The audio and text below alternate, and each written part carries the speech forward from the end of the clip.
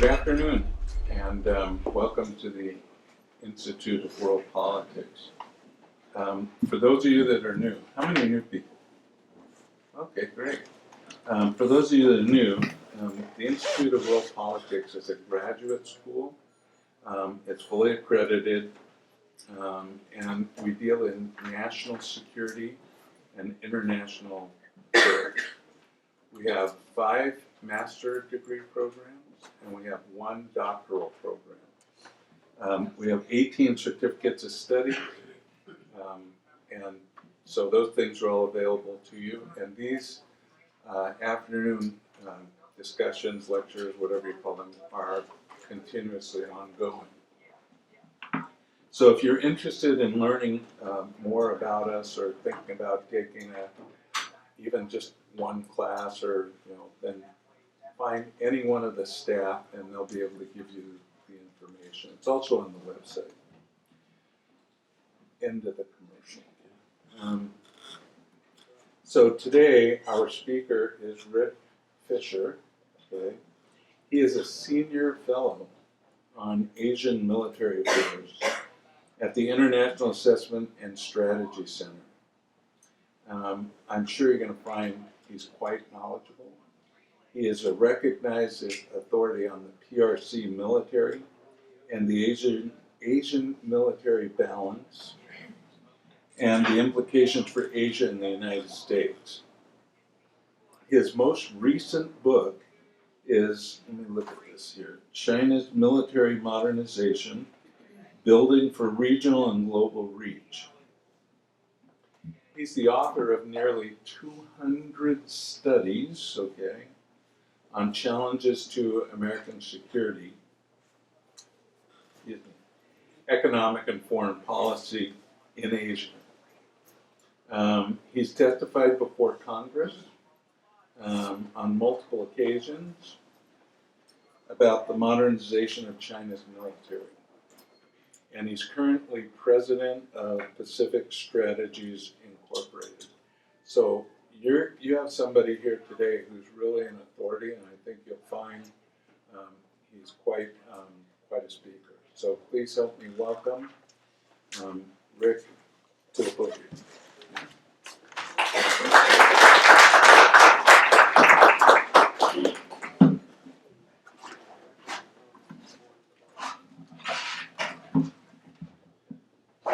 Dean, thank you very much for that introduction. I'm certainly not a stranger to the Institute of World Politics. I have been a guest lecturer here on a number of occasions, especially during the time many years ago when Ross Monroe was teaching a popular class on Chinese military strategies.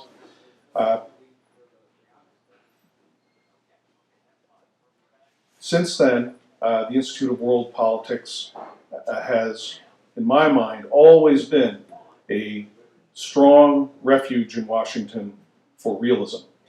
I know that it is very popular, has been, and I hope always will be with the professional government expert class, because it's at least been my experience that at IWP, if you are looking to learn more about the problems that you're going to confront, the challenges, the threats, this is an excellent place to do so. And in that vein, what I'd like to do is run quickly through a large number of slides that essentially outlines my findings, the information that I've been able to gather over 20 years of watching the People's Liberation Army, and to give an idea of the developing global ambitions, global military ambitions of China. Earlier this spring, when he was answering questions for the Senate for his confirmation hearing, current Pacific Commander Admiral Philip Davidson stated is increasingly clear that China wants to shape a world aligned with its own authoritarian model. That's a kind of challenge that we have not faced since the demise of the Soviet Communist Party in the late 1990s. Now, what I'd like to do is essentially offer my presentation in 5 parts to very briefly explain China's global projection direction. Then to take some time to look at China's proto-alliances, the kind of alliances that it is organizing to help fulfill its goals. To look at some of the immediate dangers from China's shift to global strategic and military projection, and then to look in some more detail on the means that China is developing for that global projection, and then at the end briefly consider what can the United States do about this, what should we be doing. I apologize for the small print, but essentially here what I'm trying to outline is that China's global projection really starts from Taiwan. When a country enters into its initial diplomatic relationship with China, one of the first requirements that the Chinese offer is that you accept China's One China policy, meaning, of course, China is China, Taiwan is part of China. The United States does not recognize China's One China policy. We acknowledge that that's what they say, but we don't accept it. Taiwan today has developed into a vibrant democracy of 23, 24 million people, and it has a very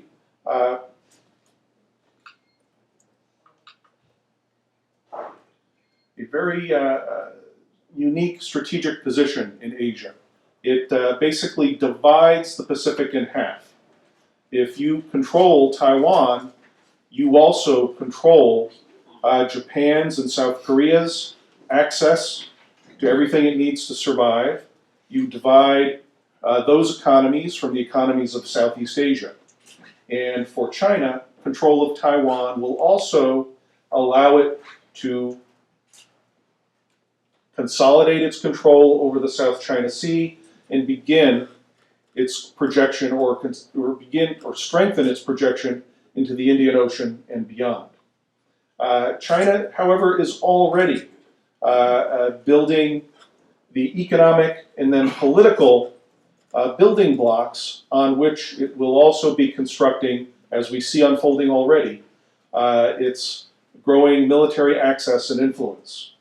The estimated 1 to 10 billion One Belt, One Road program of global infrastructure investment, the Maritime Silk Road program of port and airport investments is unfolding, and in continents like Africa and Latin America, where China has already invested hundreds of billions of dollars in infrastructure, it is beginning to reap the beginnings of a global military influence network, which it will translate into bases, access, and such. But it all starts with Taiwan, gaining control of Taiwan, especially because of the very deep waters that surround the island that will probably make it an early base for China's strategic ballistic missile submarines. Moving on to proto-alliances. The first and most famous proto-alliance is the Shanghai Cooperation Organization, which came together in June of 2001 and currently has 8 member states, 4 observers, 6 dialogue partners. 5 of these states are nuclear powers. And if you consider that in more benign climes, North Korea could become a part, that would make it 6 nuclear powers. For China, the Shanghai Cooperation Organization allows it to put its leadership at the center of a region dominate or displace competitors, and leverage existing dominant political economic influence into increasing military influence and then access. Shanghai Cooperation Organization has also given the PLA, People's Liberation Army, China's military, many opportunities to begin to exercise in a multinational setting with increasingly modern hardware, and also to deploy that hardware and more of it to increasing distances, especially to Russia. But it's very significant that the last peace mission exercise, which is seemingly the sort of main product of the Shanghai Cooperation Organization, this past August, was the first one to include India and Pakistan as member states. But it was India's entry into the Shanghai Cooperation Organization, which I consider to have been a great victory for China and Russia. But immediately, China and Russia went to hold a much larger military exercise, the Vostok 18, which the Chinese made a very significant contribution, and kind of eclipsed or showed that Russia and China could also eclipse the military cooperation that takes place under the SCO. A second proto-alliance emerged this past summer. At the end of May, the Chinese Ministry of Defense announced that it was going to host the first China-Africa Defense and Security Forum. It ended up being attended by 49 delegations from 49 African countries, and to include the delegation from the African Union. A conference took place at the PLA National Defense University in Beijing, and then after that two-day conference, smaller delegations went to visit various PLA services and weapons factories. Press reporting from the forum indicates that there is a larger, more detailed military program of cooperation that is being formed. It's also interesting that this forum is not run by a secretariat that includes all the member states. It's run directly out of the Office of Foreign Affairs of the Central Military Commission. It's almost as if this forum is a kind of direct, an organization directly controlled by the PLA. I was recently able to go to South Africa for the first time in mid-September to attend an arms exhibition. One of my main missions there was to try to ask as many people as I could about this forum and where they thought it would go. Hardly anybody had any idea about the direction and future of this forum. They'd heard about it, but details and such have been very closely held. But when asked, do you think that this forum could eventually develop in the direction of the Shanghai Cooperation Organization, nobody would discount that. Everybody thought that was a fair possibility. So if that becomes the case, if this forum develops into another SCO-like proto-alliance, we'll see exercises, increased Chinese arms sales. That will lead to increased Chinese access to ports, and even Chinese experts after this forum were saying that China was very clearly looking to gain a base on the Western African continent to complement the base that had just opened in Djibouti in the summer of 2017. And consolidation of this forum will provide an example as well as a means to promote a similar forum, another proto-alliance, most likely in Latin America. And one danger of this development transpired earlier in this decade. From about 2012 to 2015, China was very active in trying to begin the rearmament of Argentina to help the former leftist nationalist government, which was using the continued British occupation of the Falklands to try to attract nationalist support. China was essentially trying to rearm Argentina and on the way potentially make possible a second war over the Falklands. In my opinion, this is a great danger to the interests of the United States. If Argentina decided to make another go at the Falklands, who would the United States support? All of our friends in the southern cone of South America would probably support Argentina.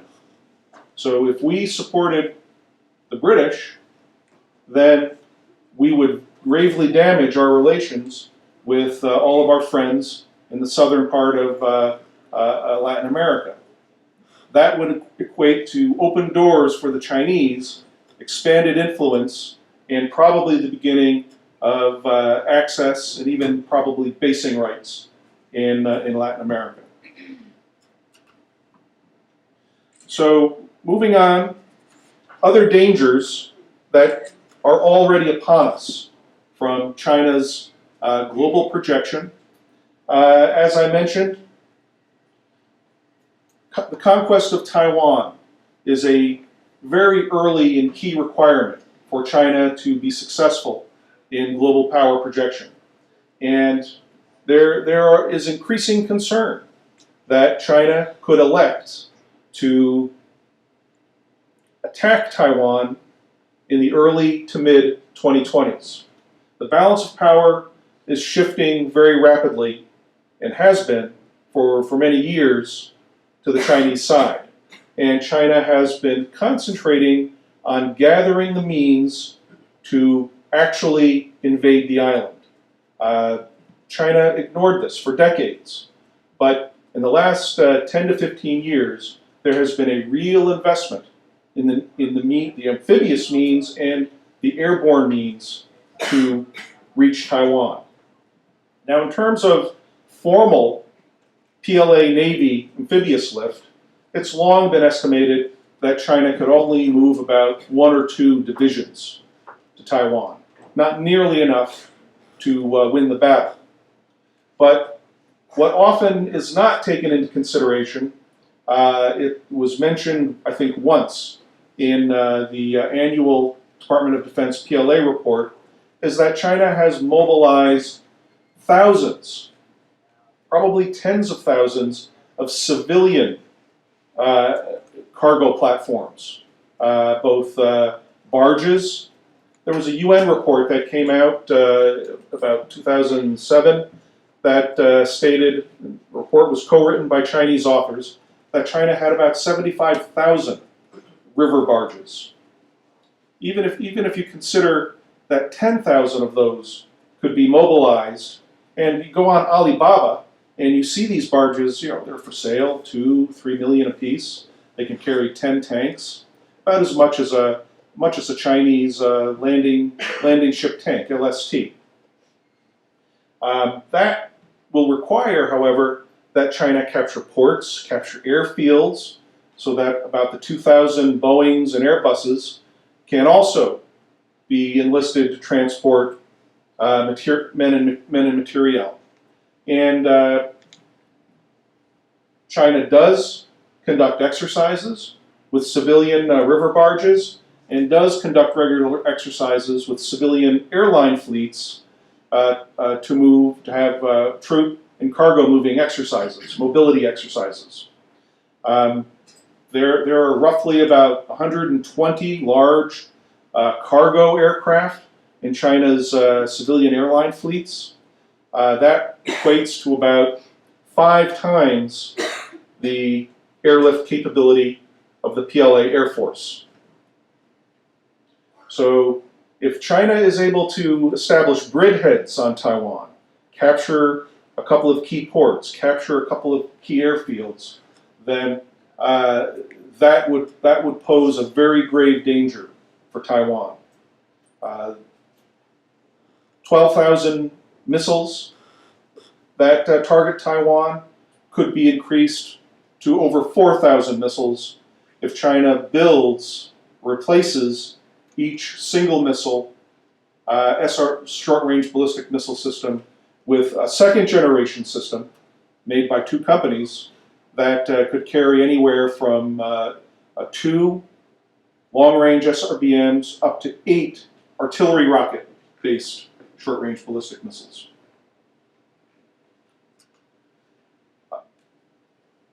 The danger of an invasion of Taiwan becomes especially acute if we have a crisis on the Korean Peninsula. And it is clear to me that over the last 15 years, China, especially since the 2003 Iraq War, that China has ramped up its effort to not so covertly help North Korea to acquire a new generation of military capabilities. These two North Korean ICBMs ride on trucks. The left one is made directly in China. The right one is made in North Korea from parts made in China. Both these trucks have appeared repeatedly in parades since 2012, and I am waiting, not holding my breath, but waiting for the US government to sanction those companies. It hasn't happened yet, but it really should. When North Korea develops these ICBMs, they could very likely have multiple warheads. I project this because in January of last year, Pakistan tested a multiple warhead medium-range ballistic missile. The cone of the Pakistani missile looks very much like the North Korean missile. And given the history of cooperation, missile cooperation between Pakistan and North Korea, in my opinion, it's very likely that the Pakistani capability for multiple warheads has already been transferred to the North Koreans. And the missile on the left can hit us right in this city. The missile on the right can reach at least as far as Chicago. Why has China helped bring this about? Well, China wants to be able to use this North Korean capability as a continued and accelerated tool of blackmail. And we are very lucky that the Trump administration has taken this challenge by the collar and is demanding that there be a peaceful resolution. The third danger is from a medium-term developing entente between Russia and China. I say medium-term because based on conversations with the Russians, they understand that into the 2030s and beyond, that the Chinese could turn on them too, revive latent historic territorial claims, and try to take pieces of Siberia away from Russia. But before that, President Putin has decided that he needs China's economic support and is willing to sell new military technology to China, and also to increasingly cooperate strategically with China as long as this helps to weaken the United States. Over the last 2 years, the Chinese and the Russians have held 2 missile defense tabletop command post exercises. Now, the immediate question that I ask was that okay, if you're practicing missile defense, are you also working on cooperative missile offense? And we should be very concerned about that possibility. And that really brings, for me, brings home the danger of the Chinese-Russian entente.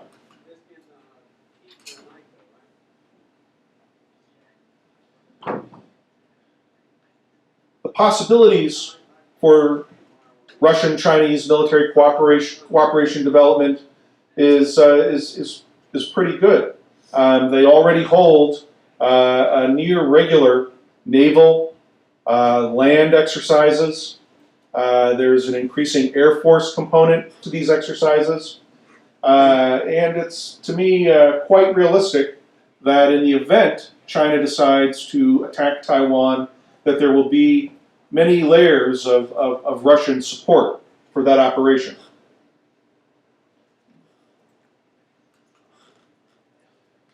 A fourth immediate danger, or next immediate danger, is the conflict over the Ryukyus, which are currently Japanese territory or administered by Japan in the case of the Senkaku Islands.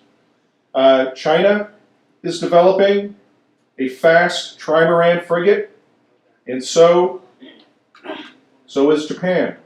China is introducing large hovercraft to be able to move heavy armor quickly over a significantly tactical distance. Japan is developing new fast amphibious landing armor. China, along with Russia, is developing a new heavy lift helicopter. Japan is buying MV-22 Osprey fast vertical lift cargo and troop transports from the United States. This is an arms race. It's in our interest to make sure Japan wins it. If there's weakness, China could be tempted to go after the Senkakus, or in the case of a Taiwan operation, attack the southern chain of the Ryukyus to build a defensive barrier against Japan or a possible American attempt to retake the island. And even without global reach, China is surrounding India. The Chinese promote continuing tension over territorial disputes with India. They have ensured that Pakistan has become a nuclear missile power to also threaten India. And through its investments, China is trying to build political and then the military influence to gain military access to Sri Lanka, and is competing with India for military access in the Seychelles and the Maldives. Now, looking into specific means for global power projection.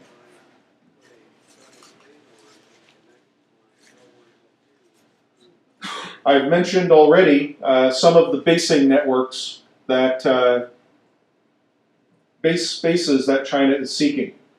And one of the tactics that China is using to try to gain military access has been termed debt trap diplomacy. It's a very commonly used term.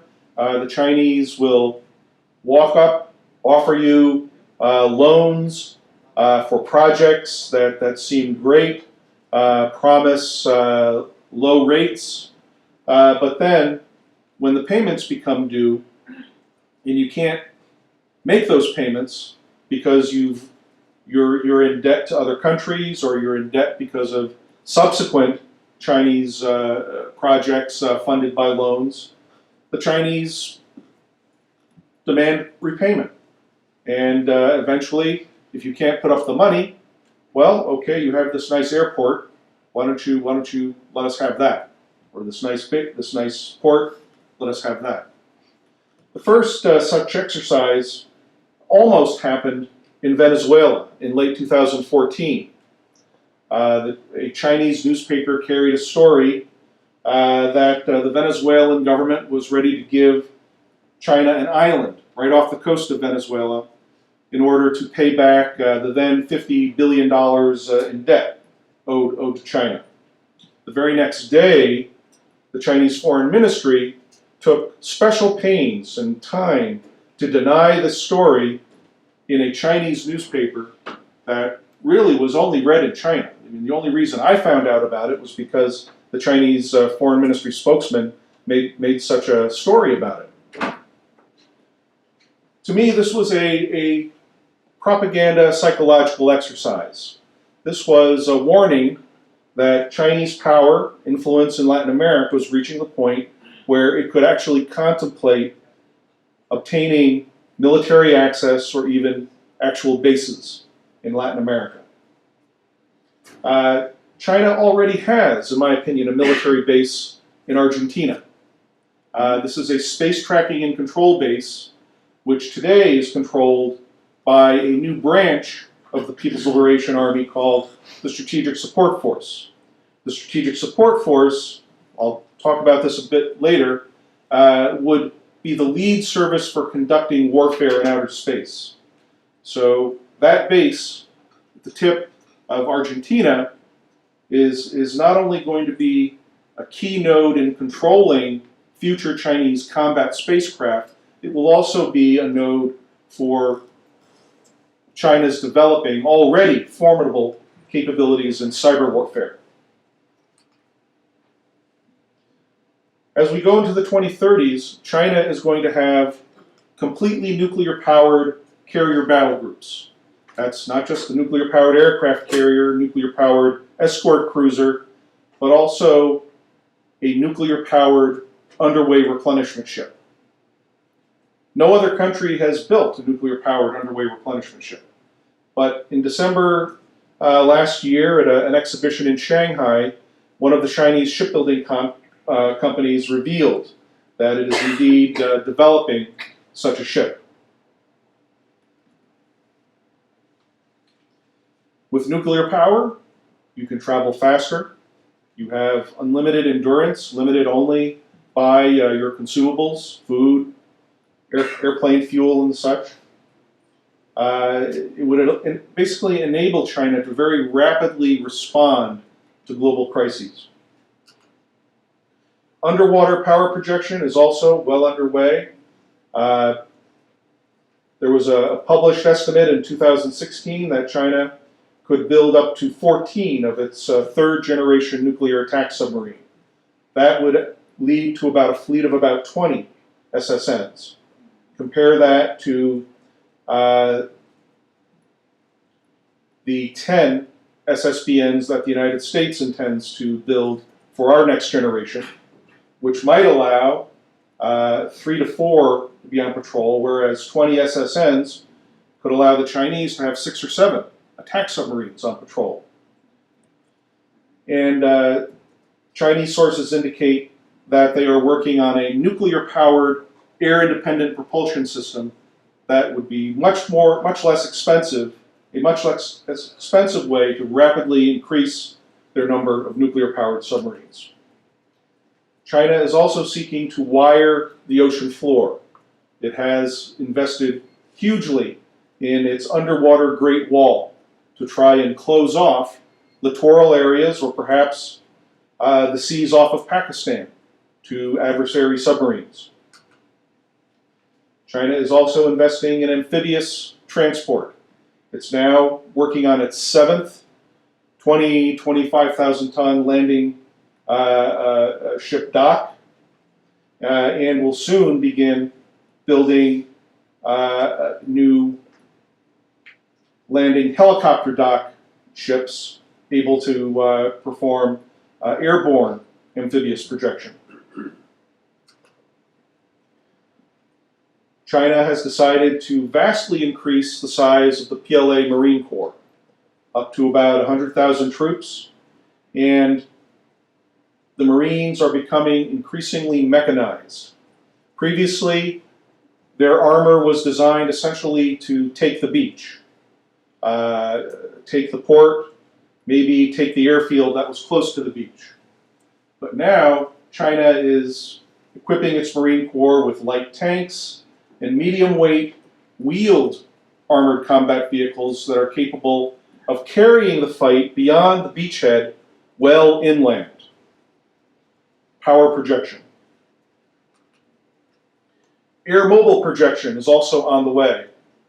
China has probably about a dozen of its new Shan Y-20 transport about the same size as our C-17. And here we have a picture of Y-20 next to a C-17 that went to one of the previous Zhuhai air shows, along with its Russian equivalent, the Il-76. When China masters high bypass turbofan engines, which it's working on, investing a great deal of money in trying to perfect, it could build up its Y-20 force up to 400. In 2014, a PLA National Defense University report suggested that the PLA required 400 of these. The United States only has about 220 C-17s. And the PLA is also very interested in a C-5A size, larger military transport, which it almost obtained the means to produce from the Ukraine very recently. Lightweight and airborne armored forces are also becoming increasingly mechanized.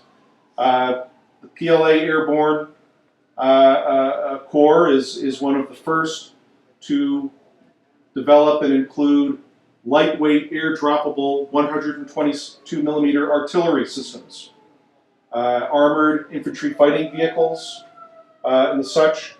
It's not as heavily armed as the Russian Airborne Corps, but it's definitely moving in the direction of mechanization. It's PLA Special Forces, which have grown appreciably in number over the last 15 years, are also becoming mechanized with all-terrain vehicles and all-terrain vehicles that are being developed to carry artillery and mortar systems. Moving into the nuclear competition, we really don't know how many nuclear warheads the Chinese have. They've never told us. They're probably never going to tell us. Estimates are produced. I tend to look at this from the perspective of if China has an ICBM unit, if we know how many ICBMs are in the unit, and we know how many warheads the ICBM carries, we can come up with estimates of how many warheads the Chinese may have.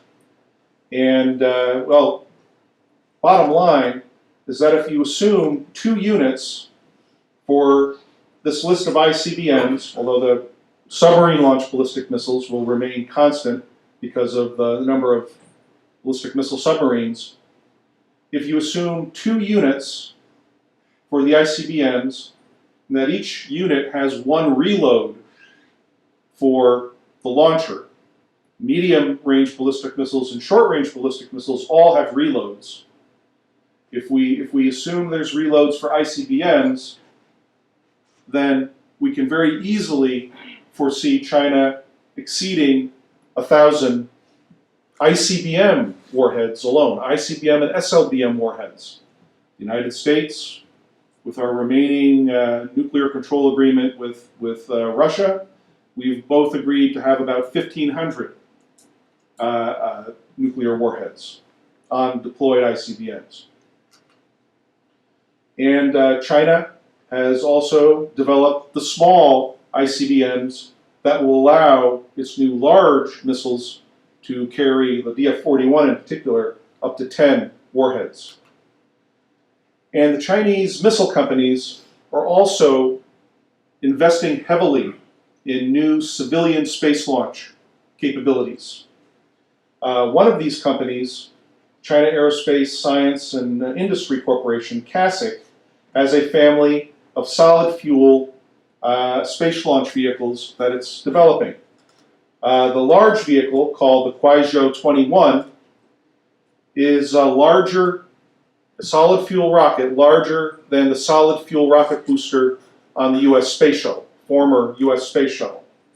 If this missile was developed into an ICBM, there's a long-standing relationship in China between space launch vehicles and ICBMs.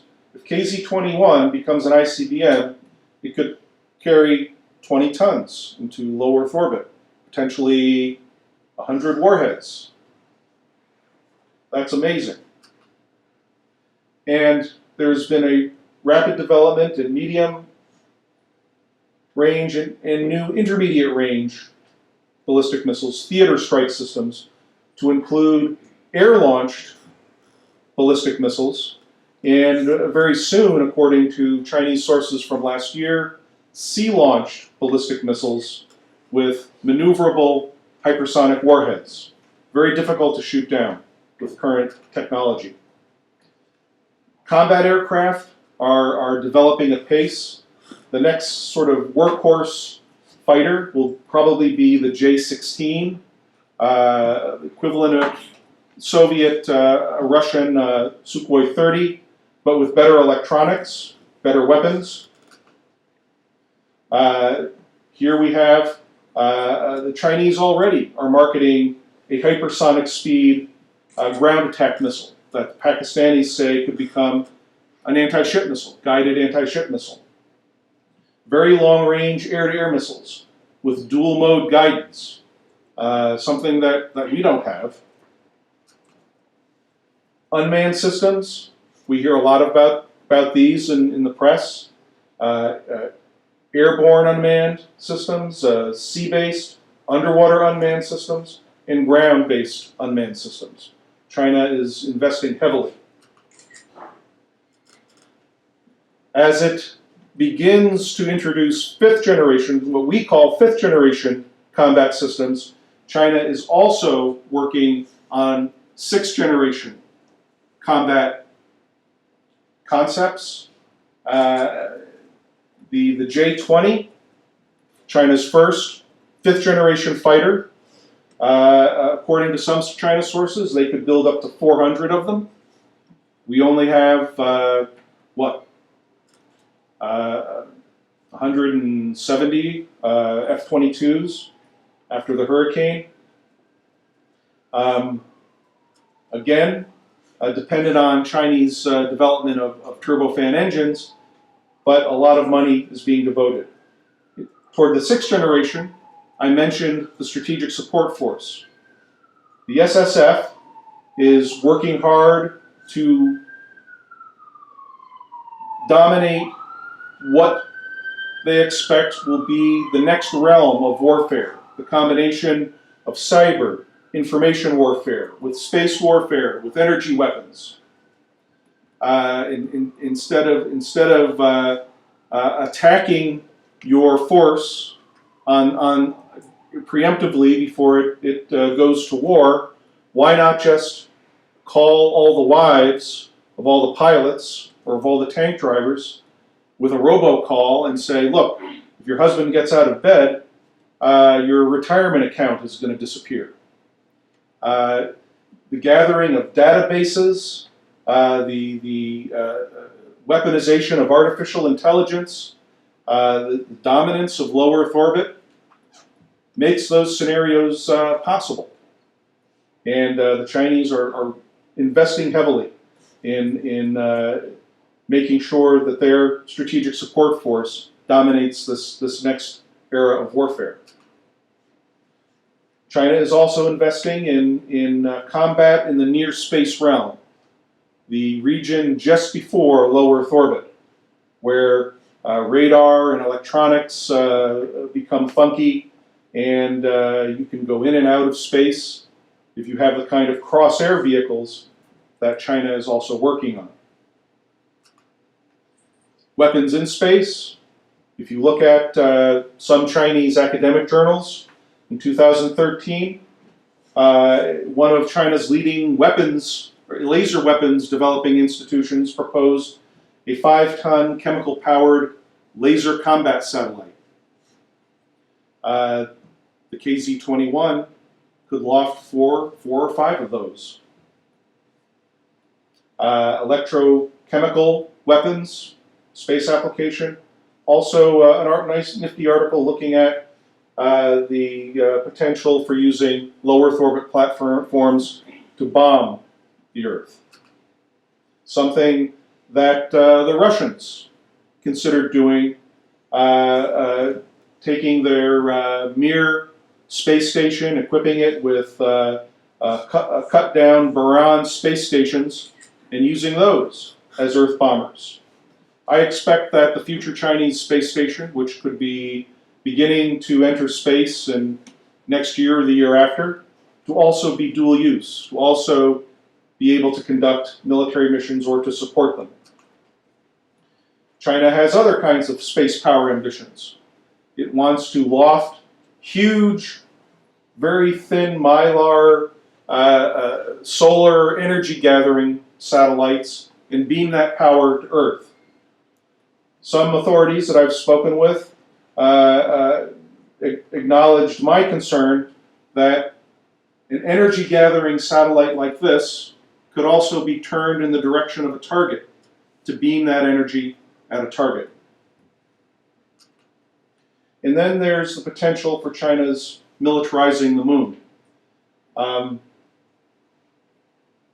In May of this year, Kanhua Asian Defense Monthly, edited by Andrei Penkoff, somebody that I run into often at arms exhibitions, somehow managed to obtain an American account of a conference held in China that was a PLA conference all about how to militarize the moon. There have been other indications of China's strategic intentions for the moon. In my opinion, China seeks to control the Earth-Moon system as it seeks to project military power globally on Earth. And the more the United States and our space entrepreneurs talk about the space economy, going to the moon in a massive way for economic gain, or going to Mars for economic gain, this probably stimulates the PLA to want to seek control of the Earth-Moon system even more, to be able, in a sense, to impose a toll booth on what we're working for, a space economy that benefits everybody. Okay, very briefly, what's to be done? Well, I think that we're quite fortunate that President Trump has decided to begin to tackle many of the difficult challenges, trying to disarm the North Koreans, beginning to state clearly the challenge China poses, the Vice President's recent speech, increasing sanctions to compel China to change its predatory economic policies, committing the United States to real rearmament to be able to meet the challenge from Russia and China, recommitting the U.S. to going to the moon, and just this past weekend withdrawing from the Intermediate Nuclear Forces Treaty with the former Soviet Union that has all this time prevented us from developing the kind of medium-range and intermediate-range missiles we need to deter China in Asia. What else might we consider doing? How about a full-out information campaign? Translate the annual Department of Defense reports. Why not sanction, right now, those companies that are giving transporters that carry the North Korean ICBMs aimed at America? We need to rapidly develop our own medium-range and intermediate-range ballistic missiles to deter both North Korea and China, deter China from taking advantage of a crisis in the Korean Peninsula. We need to really commit to rearming or arming Taiwan sufficiently so that it can deter a possible invasion by the 2020s, early 2020s. We should be encouraging our space entrepreneurs like Elon Musk to quickly complete projects like the Big Falcon rocket, which could put 150 tons of cargo on the moon. That's just an amazing number. We should also revive Cold War institutions like the Coordinating Committee for Multilateral Export Controls, or COCOM, to far better control the technologies that China is gathering up like a vacuum cleaner to support its military development and modernization.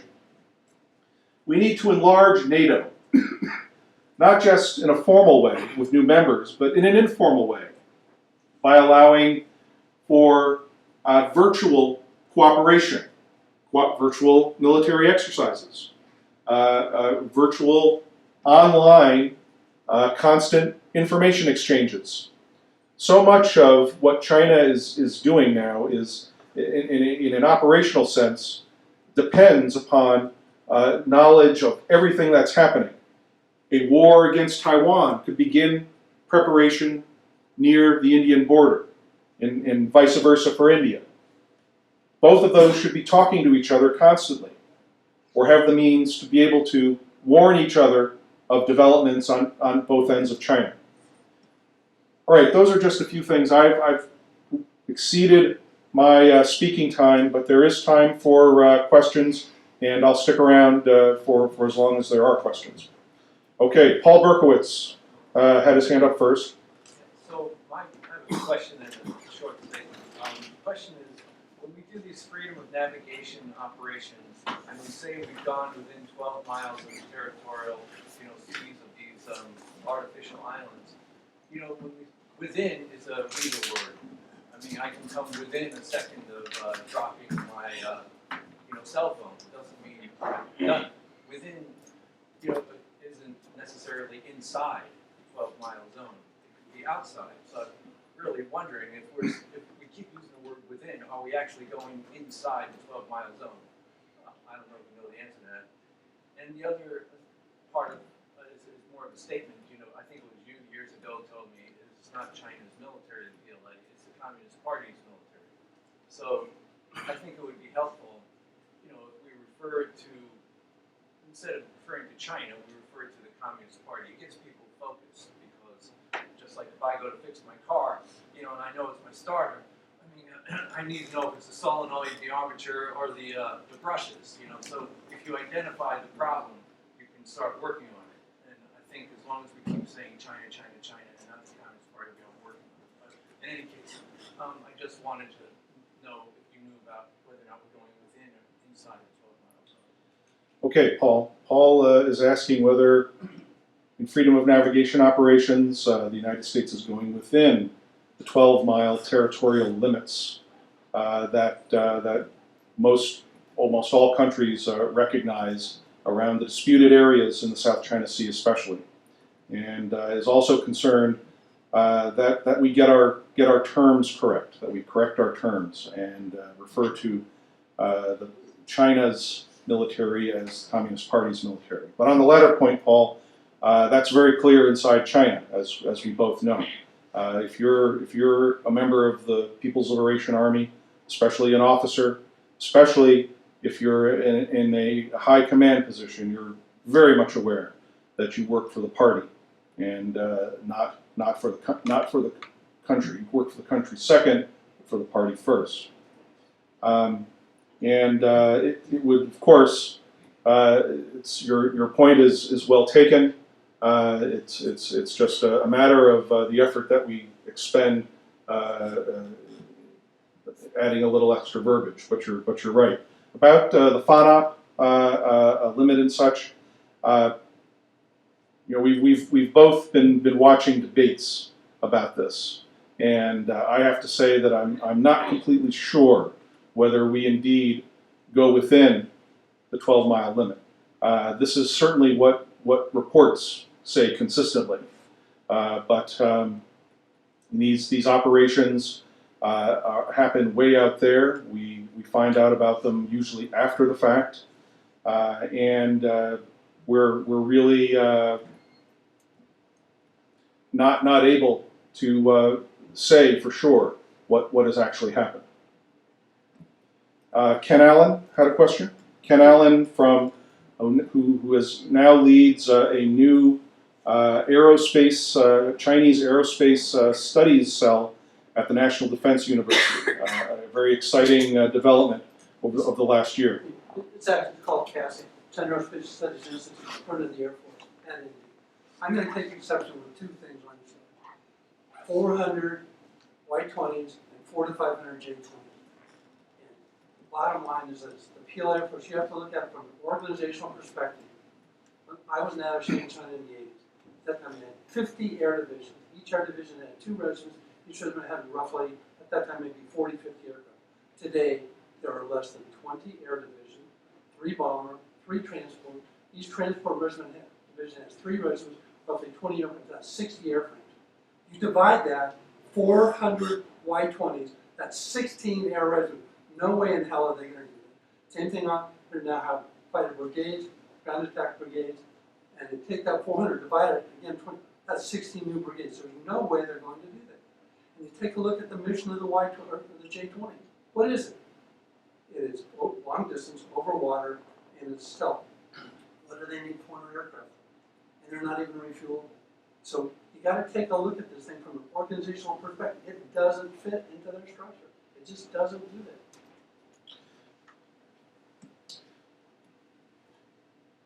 One of the joys of the last 20 years for me has been to carry on marathon debates with Ken over issues like this. And yeah, my response is, I mean, look, we're approaching 400 J-10s. We're approaching, at least you add in the J-15s, 400 Sukhoi-based platforms. What are the J-20s going to replace? In over a 20-year period.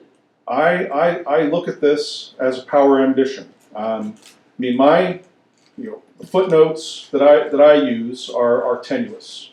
Chinese internet commentary and the such. So I will admit that.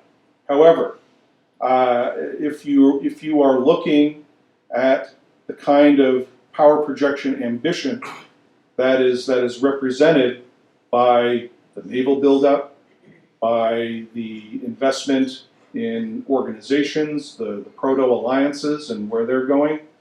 400 J-20s over the lifetime of that platform is not unreasonable.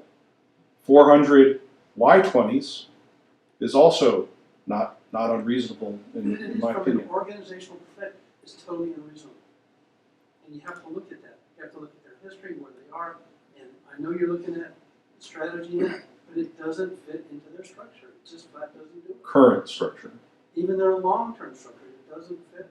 We know about their long-term structure? Well, I'd say I have a pretty good feel for it. Yeah. You have your opinion, I have my opinion. Yes, ma'am. Thank you for this stimulating debate. I am very interested to hear this exchange. But I'd like to ask you to expand a little bit on your point number 7 there and how it relates to the Trump administration's ideas about the Indo-Pacific Security Diamond or the Quad or whatever you'd like to call that structure, and whether there's a role for Taiwan in that space. To your last point, there really should be.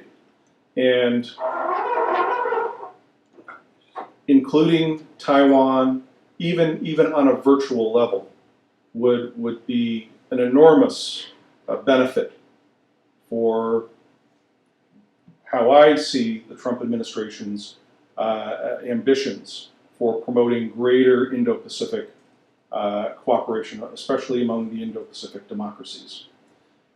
Taiwan's geostrategic position is crucial. Because it is where it is, it can monitor so much of what the rest of the democracies want to know. And providing some means, even if it's just a company that provides a really secure server, because you can imagine what a target that would be for China's cyber army. But if such a server could be secured sufficiently, why not allow India, Australia, Japan, South Korea, the United States to throw information every day, every hour, every minute into a program that makes sense of it all and allows all the members of the virtual network to benefit. Is this where we're going? I don't know. Is it where I would suggest we go? That's more to the point. Okay, sir, in the front. Yes, I have 2 questions. Number 1, there have been speculations as to China stealing some of the technologies that we have. How, I don't know, but maybe you can comment on that. Number two, the militarization of South China Sea, the island. I always wonder why. Is it just because of just to dominate the region, or maybe something else? I don't really worry about Senkaku Island because that's I don't think that's really a big issue. But those two, if you can. Certainly. Well, it would take a series of lectures to describe China's massive global espionage and information gathering system. Multiple books could be written. It's pervasive. It's everywhere, and it's always on the march.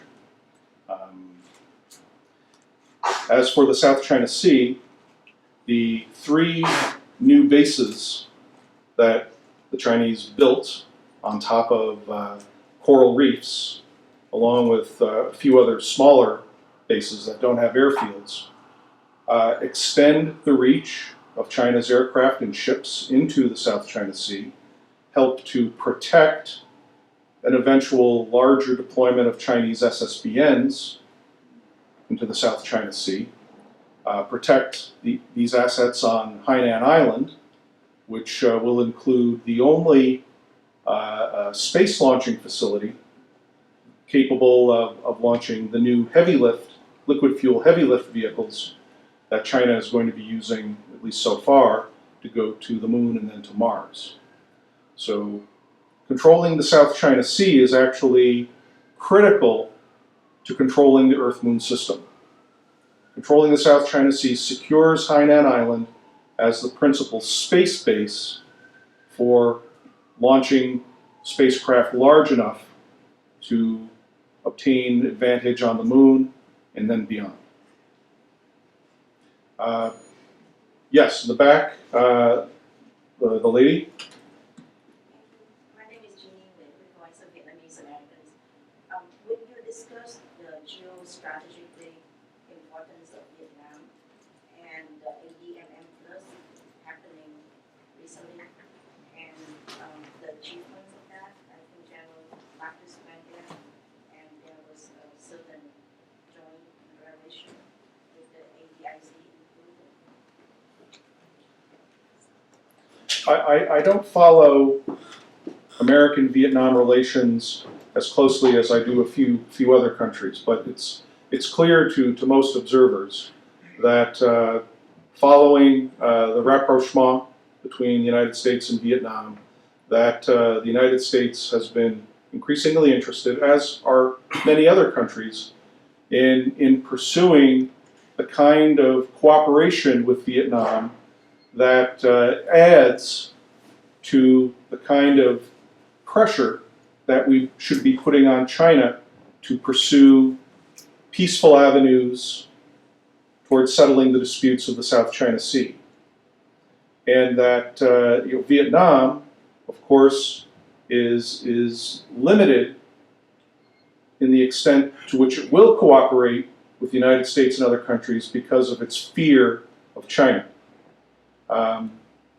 This is all legitimate, but in the meantime, it's certainly in the interest of the United States and India and others to participate in Vietnam's in the strengthening of Vietnam's military for defending against China, and Vietnam has significant arms sales relationships with Russia and growing arms sales relationships with Europe, Israel, and the United States is now in a position, is reached a point where it's willing to sell defensive equipment to Vietnam as well. Whether Vietnam will choose to become more active in promoting non-military settlements to the disputes in the South China Sea remains to be seen. Vietnam is far more concerned with defending its many island holdings and probably does not have military forces sufficient to do that job. Lu Peng. Yes, in lieu of Mirror Media, New York, on Taiwan, Pentagon just confirmed that U.S. Navy did send 2 ships sail through the Taiwan Strait. I don't know if it happens often. I don't think so. And my question is, Taiwan's Defense Department announced that, and the U.S. confirmed. Instead of U.S. announcing, the Taiwan confirmed. Is there any political implication? No, none whatsoever. The United States does not comment on ongoing military operations unless there's an absolute need to do that. It tries not to comment on future military operations. There are lots of reasons for doing this. At the top of the list, the safety of the American military personnel involved, and that Taiwan would announce that the ships were making the Taiwan Strait transit is completely appropriate for the Taiwan government, which it has done on many occasions during both naval and air transits of the Strait by American ships and aircraft.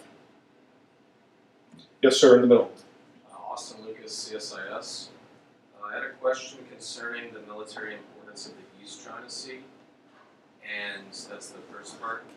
And secondly, if North Korea and the United States open a trade agreement, how would that look with U.S. military projection of power in that region? Well, the East China Sea involves many of the same geostrategic dynamics as Taiwan. It is essential that the sea lanes through the East China Sea be kept free and open for the efficient operation of the economies of South Korea and Japan, and Taiwan as well. It is essential, in my opinion, that the United States prevent or oppose immediately any Chinese military move against the Senkakus.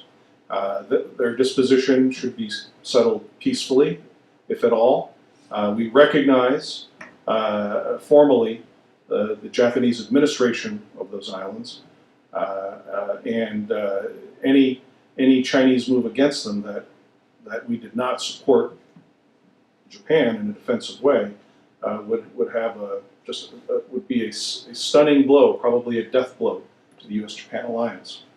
Now, if the United States and North Korea sign a trade agreement, what are the implications for the American military position in Northeast Asia?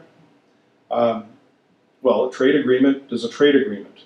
If the North Koreans make any demands that we end our alliance with South Korea prior to signing a trade agreement, well, there probably will not be a trade agreement with the North Koreans. So, and indeed, the North Koreans over the decades have tried to attach such demands to almost any minuscule advance in diplomatic relations, but consistently they've been rebuffed, and I would assume we would rebuff any similar demands with any future trade agreement with the North Koreans. If a trade agreement is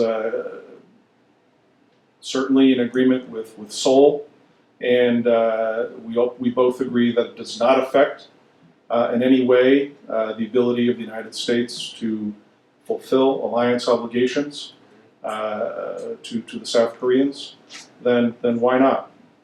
Trade can have many positive effects on the North Koreans, but we should not allow such a development to have any effect whatsoever on our political or military relationship with the South. And just to quickly follow up, the main point there is what type of a blow would that deal China in that region, in the East China Sea? I don't. The Chinese would probably not cheer loudly and publicly, but privately they'd probably cheer a lot. Any kind of economic opening that relaxes the burden on China to support the North Koreans is money in their pocket. They would dearly welcome that. They probably want to encourage it. Probably are encouraging it. But I don't think that would have any impact on anything to do with the East China Sea, though. Okay, sir, you've been waiting patiently. I was wondering about your scenario regarding potential invasion of Taiwan. And at least on your slide, you mentioned surprise as an important factor. So I was wondering, first of all, do you think it's a necessary factor or just an important one?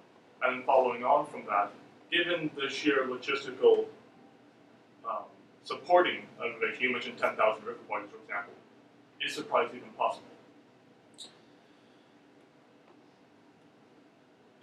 I would strongly recommend Ian Easton's recent book on the Taiwan invasion scenario. He exhaustively goes over all of these issues.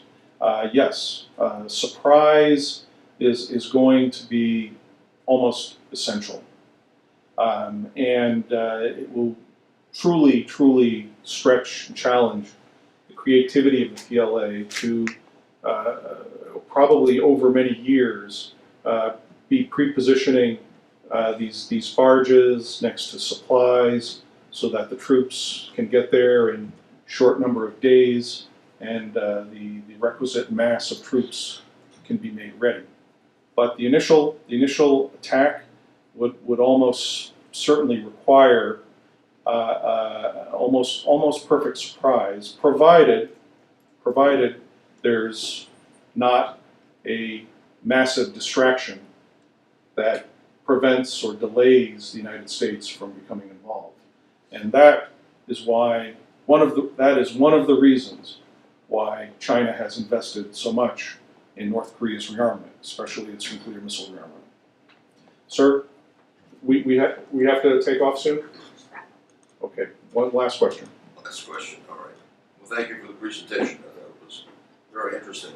My question's on responding to China's global ambitions. The Belt and Road Initiative, and China has economic ambitions as well as military ambitions. Absolutely. And the Belt and Road Initiative is promoted, as an infrastructure, investment, education, et cetera type of initiative. Most of your proposals deal with kind of countering the military dimensions of China. What do you think the United States ought to do regarding the economic aspects of the Belt and Road Initiative? What should we be doing on the economic front? Well, it's going to be very difficult for us to match the volume of the monetary volume that China is putting behind these initiatives. One Belt, One Road, Maritime Silk Road. There's even a sort of a propaganda equivalent of this as well. People-to-people exchange mechanism, I think they call it. What we can do is promote greater economic and political transparency, especially in countries that are our friends, that are already democracies that or shaky democracies that require that kind of help, or on a global scale, when we can identify when the Chinese economic juggernaut has overburdened a financial system and moved it into increasing dependency, then call that out.